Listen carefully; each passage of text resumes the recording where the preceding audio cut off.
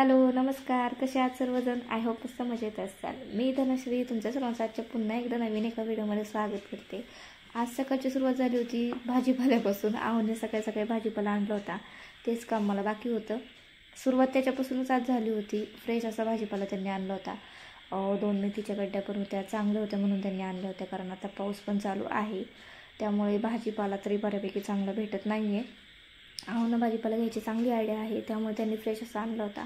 माझ्यापेक्षा तरी भाजीपाला शक्यतो तेच आणतात आणि आमच्या घरात तर भाजीपाला आठवड्याचा असो किंवा 8 दिवसाचा तेच आणत असतात. मला जास्त भाजीपाल्यामध्ये आयडिया नसते, म्हणजे कसं घ्यायचं काय फ्रेश असं ते त्याच्याने आणतात. तर त्यांनी वांगी, मस्त टोमॅटो, गवार, मिरच्या, मेथीची भाजी आणि काकडी वगैरे आणली होती.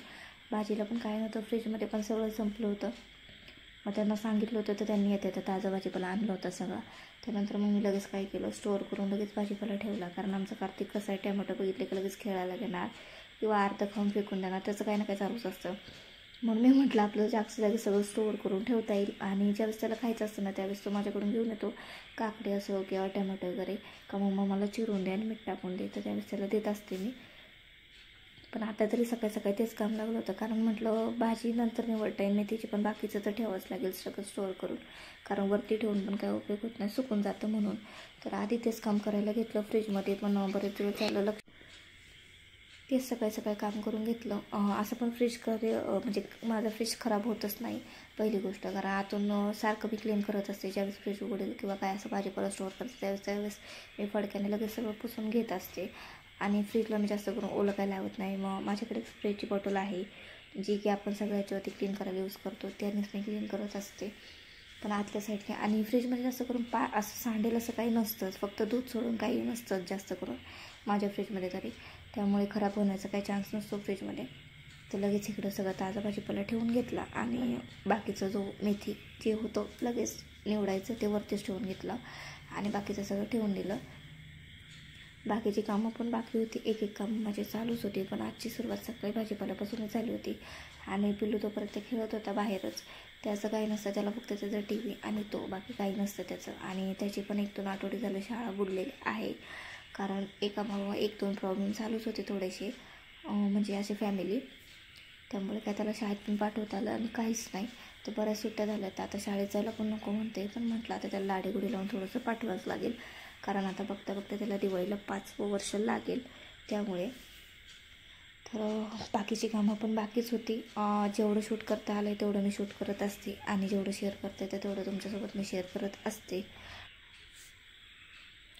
इथे बनवायची होती मला राजम्याची वाटण करून भाजी, आणि मग मी काय केलं, कांदा वगैरे चिरून घेतला वाटण्यासाठी, खोबरं पण बारीक चिरून घेतलं. एका बाउलमध्ये छोट्याशा पातेल्यामध्ये मी राजमा उकडायला टाकला, कारण राजमा थोडाच होता आणि म्हटलं कुकर लावण्यापेक्षा बाउलमध्ये पटकन उकडून जाईल, म्हणजे जास्त काय उकडायचा नव्हता, पण बऱ्यापैकी थोडासा मला डाऊट होता की शिजेल का नाही भाजी करताना, म्हणून मी थोडासा तो पाण्यामध्ये गरम उकळून घेतला. त्यानंतर कांदा वगैरे बारीक चिरून घेतला, लसूण वगैरे पण सोलून घेतला आणि खोबरं पण बारीक करून घेतलं वाटण्यासाठी. म्हटलं आता वाटण करते आणि एका साईडला राजमा थोडासा चांगला बऱ्यापैकी शिजेल पण, कारण भाजी करताना जास्त टाईम लागणार नाही. हा राजमा शक्यतो शिजतो, पण मला असा डाऊट होता की शिजतो का नाही, म्हणून मी म्हटलं आधी थोडंसं गरम पाण्यामध्ये थोडासा गरम करून चांगला उकळून घेतला, थोडासा मऊ पडेल, मग भाजीला पण थोडीची टेस्ट चांगली येईल. आणि शक्यतो काही जण कसं करतात, भाजीला गरम पाणी वापरतात, म्हणजे भाजीमध्ये आपण जे फोडणी दिल्यानंतर पाणी टाकतो ते गरम वापरतात, आणि काही जण साधंच टाकतात. तर गरम पाण्याने भाजीला टेस्ट छान येते असं म्हणतात, म्हणजे मला तरी असं वाटतं. आणि मी पण बऱ्याचशा व्हिडिओ पाहिलेले आहेत की बरेचसे रेसिपीच्या व्हिडिओमध्ये दाखवतात भाजीला फोडणीला दिल्यानंतर जे पाणी टाकतात वरून भाजीला शिजण्यासाठी, बरेच जण ते गरम पाणी टाकतात. तर मी कधी कधी टाईम असला तर गरम करून टाकते आणि कधी कधी नाही टाकत. त्यामुळे म्हटलं राजमाच उकडून घेतलेलं बरं पडेल आणि पटकन शिजेल. तर इकडे एका कढईमध्ये तेल टाकून घेतलं आणि कांदा वगैरे त्यात टाकून परतून घेतला. मिक्सरचं भांडं पण लगेच काढून घेतलं.